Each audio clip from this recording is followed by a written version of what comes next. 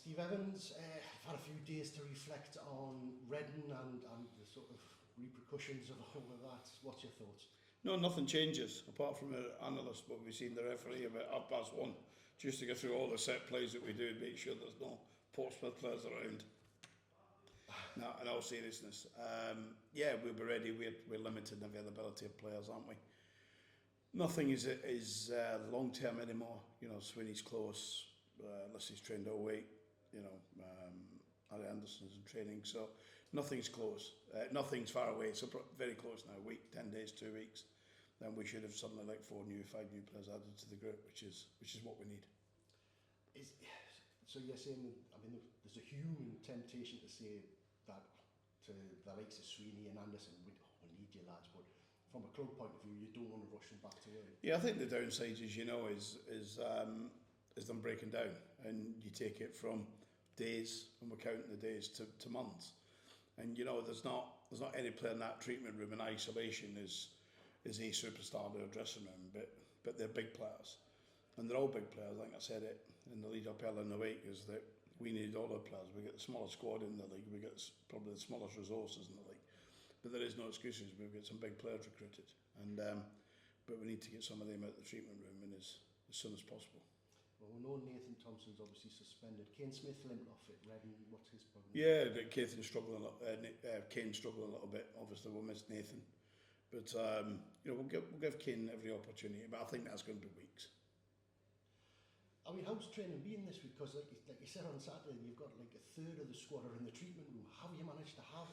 It's been difficult. We gave the boys a couple of days off, in all honesty. You know, we've I think we've calculated now we've played another game and a half with the minutes added. So that's a lot for such few players, because it's predominantly been probably 13, 14 players that's been responsible for playing all those minutes, because we've been restricted in terms of numbers.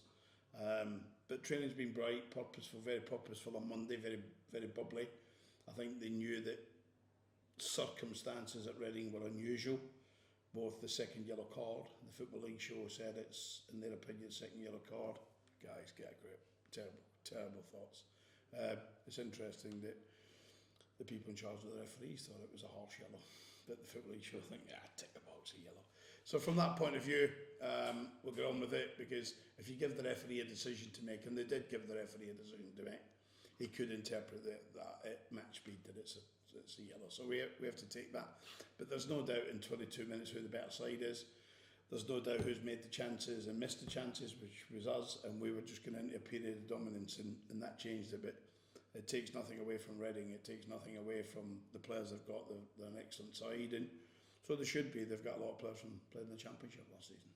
And you've talked many times about learning curves and learning opportunities. I mean, having your side play with 10 men for 75 minutes, while not ideal, is probably a useful little exercise. Yeah, listen, it taught us a lot, didn't it? I think what it taught us is we gave, in the end, we gave 2 silly goals away that are highly preventable. Both, we said on Saturday, the corner, Dan Butler should deal with not giving the corner away.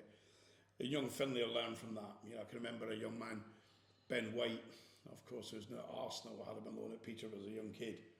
And he was trying to defend against big James Collins at Luton and got smashed all over the place. And boy, he learned so much from that, Ben. And I'll tell you what, it would never happen again afterwards. He learned so much from it.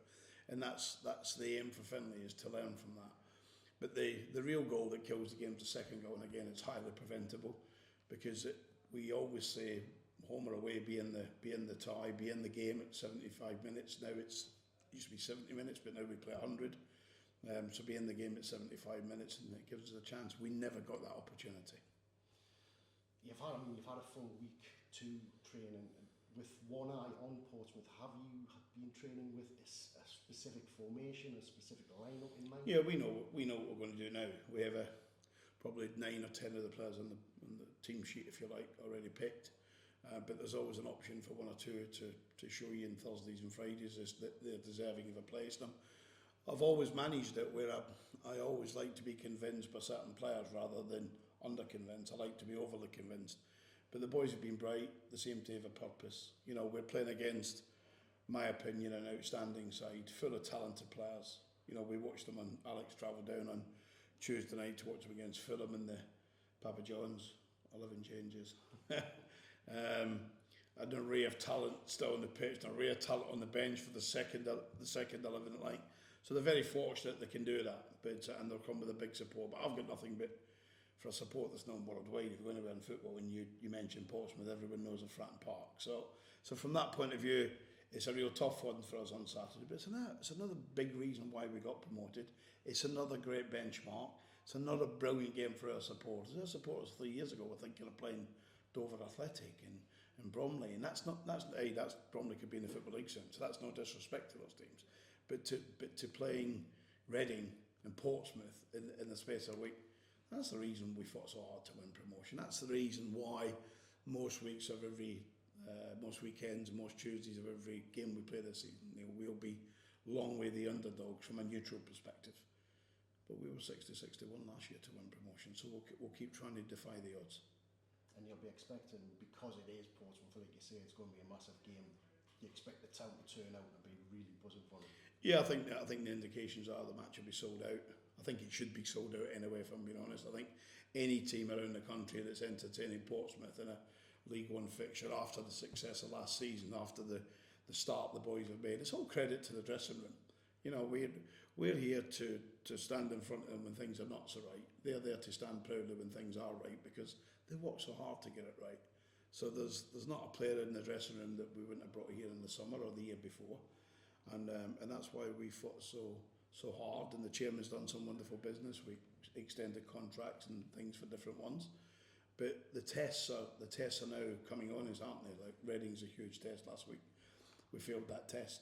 That's the reality of it. We have Portsmouth. We then have down to Exeter. I don't think I went that far more on these. Probably once.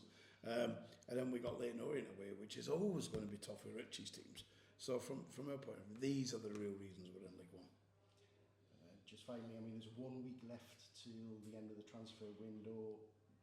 The squad's struggling because they're all sat next door getting treatment, but you did mention maybe one more coming in. Yeah, we're trying to do one or two, and that's chairman once again stands 20 feet tall. He's the complete opposite of what we previously. He's complete opposite. He wants to help you, and he understands that we're in a position where none of them are long term. There's probably Terence, who's the longest term, if you like, and you're 4 or 5 weeks away now for Terence.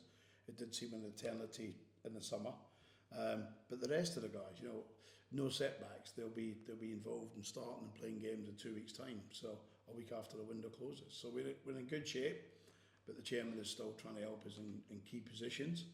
And that tells me there's some funds and resources left to do it, because he's very, very strict in what he does, and he controls it, him and Leon. My job is just to suggest and make recommendations.